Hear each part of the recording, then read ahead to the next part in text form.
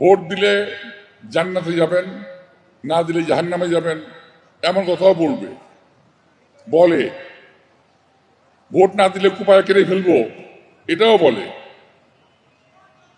তো আজকে আমার খুব দুঃখ লাগে, যারা এই ভোটটা চাচ্ছে তারা কি এই বাংলাদেশ চেয়েছিল? এই বাংলাদেশ তারা চায় নাই। ৭১ সালে যখন আমরা মুক্তিযুদ্ধ করি, এরা আলবদর রাজাকার বাহিনী নাম দিয়ে, পবিত্র নাম আলবদর রাজাকার, এই নামগুলোকে তারা কলুষিত করেছে।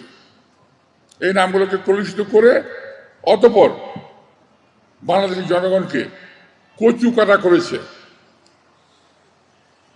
বাংলাদেশের মা বোনদেরকে পাকিস্তানি বাহিনীর হাতে তুলে দিয়েছে।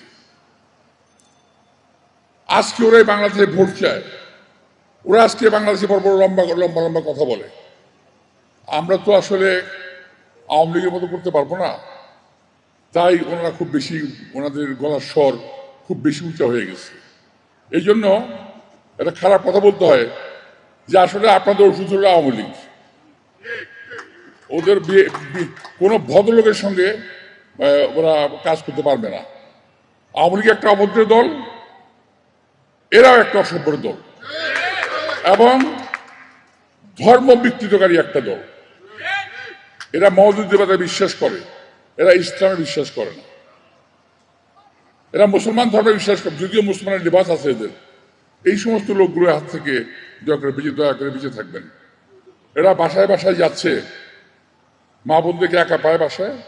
আমার মা বোনরা, বাংলাদেশের মা বোনরা অত্যন্ত ধর্মবিরোধী এবং দুর্বল, তাই না? এখন যখন ডাক্তার সাহেবরা চলে আসে বাসা থেকে, আমরা চলে যাই বাড়ি থেকে, তখন 2-3জন মহিলা গিয়ে বাসায় ঢুকে এক গ্লাস পানি দেন, পানি খাবো বলে একটু কথাবার্তা বলে বসে। তারপরে পরে করে কি জানেন, বলে যে জামাতকে ভোট দেওয়ার জন্য এই দিলে এটা হবে, বেহেশতে যাবেন, না দিলে আপনার ক্ষতি হবে, এই বা নানান রকম কথাবার্তা আমরা বলে। তারপর বলে যে যখন বলে ঠিক আছে ভাই দেখবো না আমরা, তারপর ভাই আমার বুকে একটু হাত দেন তো, বুকে হাত দিয়ে বলেন যে আমাকে ভোট দেবেন।